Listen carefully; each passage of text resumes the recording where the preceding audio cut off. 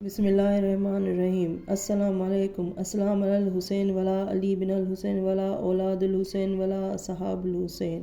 حضرت ہود علیہ السلام ہود بن عبداللہ بن ربا بن جادب بن عاد بن ارم بن سام بن نوح علیہ السلام۔ جناب ہود علیہ السلام اولاد آدم علیہ السلام سے سب سے زیادہ حضرت آدم علیہ السلام سے مشابہ تھے۔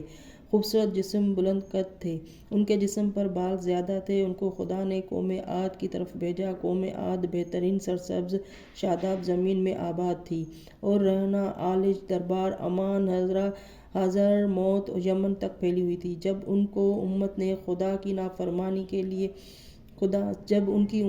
خدا کی نافرمانی کے لیے ان پر عذاب الہی آیا تو حضرت ہود علیہ السلام اپنے ساتھیوں کو ہمراہ لے کر مکہ کی طرف چلے گئے اور وہیں رہے اور تجارت کرتے رہے۔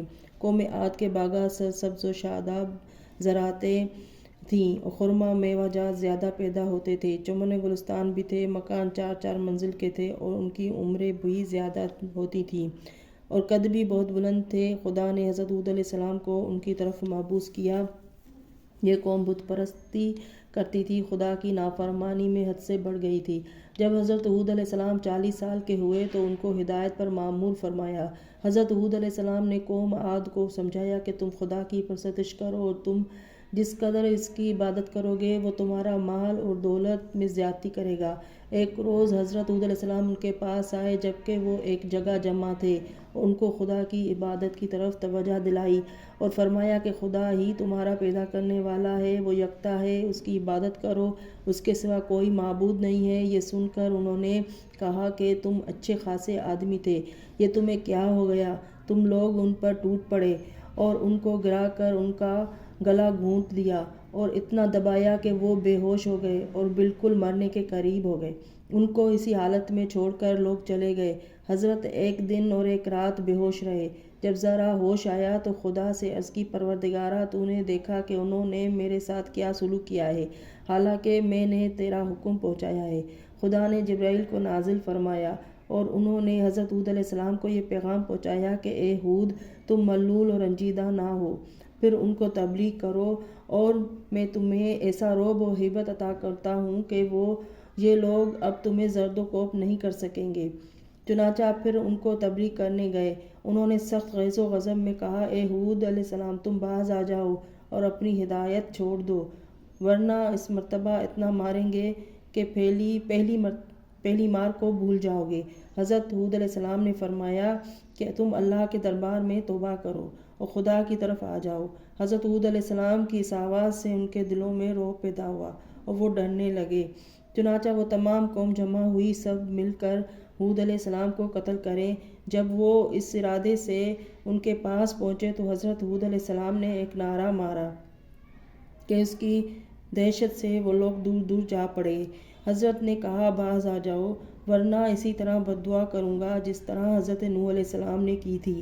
کہنے لگے کہ اے ہود علیہ السلام، یاد رکھو قوم نوح کے خدا سے کمزور تھا، اس لیے وہ مارے گئے۔ ہمارے خدا نہایت قوی ہیں اور تند و مند ہیں اور ہم خود بھی طاقتور ہیں۔ چنانچہ ان کے قد 40 50 گز کے ہوتے تھے اور 15 گز کا سینہ چوڑا ہوتا تھا۔ وہ اپنا ہاتھ رکھ کر پہاڑوں پر چڑھ جاتے تھے اور پہاڑوں کے پتھر اکھاڑ لیتے تھے۔ جب خدا نے چاہا کہ انہیں غرق کرے تو خدا نے ریت اور پتھروں کے ٹکڑوں کے ذریعے ان کے گرد اونچے اونچے ٹیلے بنا دیے۔ وہ ٹیلوں کو ہٹاتے تھے مگر وہ پھر ان کے ارد گرد اونچے ہو جاتے تھے۔ ان ٹیلوں سے آواز آتی تھی کہ اے ہود علیہ السلام، تم کوئی فکر نہ کرو، یہی ٹیلے ان کے لیے عذاب بن جائیں گے۔ انہوں نے پھر کوشش کی کہ ٹیلوں کو ہٹا دیں مگر وہ اور زیادہ ہوتے گئے اور خدا نے بارش کو بند کر دیا اور خشک سالی ہو گئی، باغات مرجھا گئے، کھیتیاں جل گئیں۔ حضرت ہود علیہ السلام نے ایک آواز دی کہ اب عذاب آنے والا ہے۔ ان کی آواز تمام پہاڑوں سے ٹکرائی، جانور، چوپائے، پرندے آپ کے پاس جمع ہو گئے۔ عرض کی کہ ہمیں بچائیے۔ آپ نے فرمایا کہ یہ عذاب بے گناہوں کو ہلاک نہیں کرے گا، تم سب بے فکر رہو۔ چنانچہ عذاب بعد شروع ہوا۔ ایسی تیز اور تند ہوا چلی کہ جس نے درختوں کو جڑ سے اکھاڑ دیا۔ پتھر اور ریت اور سنگریزے ہوا میں اڑنے لگے۔ یہ ہوا نہایت تیزی کے ساتھ زمین کے اندر سے نکلتی تھی اور روئے زمین کے تمام چیزوں کو تابالا کرتی تھی۔ یہ ہوا 8 دن اور 7 رات چلتی رہی کہ تمام قوم عاد اور ان کے مکان اور باغات سب خاک میں مل گئے، اور بڑے بڑے قلعوں اور مکانوں کو بھی اس نے ریزہ ریزہ کر کے ریت بنا دیا۔ چنانچہ زمین احقاف میں اب بھی قوم عاد کے مکانات، ان کی ہڈیوں کے ریزے ریزے موجود ہیں۔ معتصم نے ایک مرتبہ اس علاقے کے ایک مقام برطانیہ میں کنواں کھودایا۔ انسان کے 300 قد کے برابر کھدائی کی مگر پانی نہ نکلا۔ جب متوکل بادشاہ ہوا تو اس نے پتھر کھودوانا شروع کیا کہ پانی نکل آئے۔ چنانچہ کھدائی کرتے کرتے ایک ایک پتھر کی چٹان نظر آئی۔ جب اس کو کاٹا گیا تو ایک ہوا سرد نکلی کہ اس نے لوگوں کو ہلاک کر دیا، اور جو بھی اس کنویں کے قریب گرد و پیش تھے سب ہلاک ہو گئے۔ متوکل نے تمام علماء کو جمع کیا اور ان سے دریافت کیا کہ مگر تمام علماء حیران رہے اور نہ بتا سکے کہ کیا ماجرا ہے۔ آخر متوکل نے حضرات امام علی نقی علیہ السلام کو لکھا۔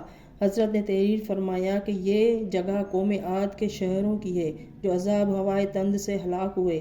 جب خدا نے ہود علیہ السلام کو ان کی طرف بھیجا اور انہوں نے تکذیب کی اور خدا کی نافرمانی کرتے رہے تو خدا نے ایک ہوا کو بھیجا جو 8 دن رات تیزی کے ساتھ چلتی رہی اور ان کو ہلاک کر دیا۔ اس ہوا کا نام عقیم ہے جو نہایت تند و تیز ہے، اور جب یہ چلتی ہے تو تمام باغات نباتات کو جلا دیتی ہے۔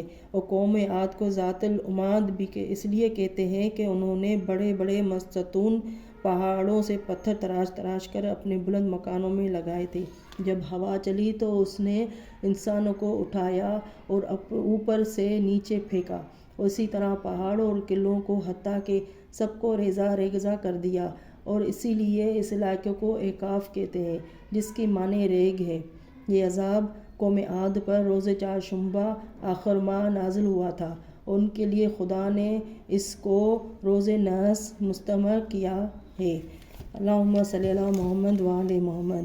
دیکھا ناظرین، آپ میرے چینل کو سبسکرائب کر دیں اگر کسی نے سبسکرائب نہیں کیا ہے تو آئیکن کے بٹن کو بھی دبا دیں۔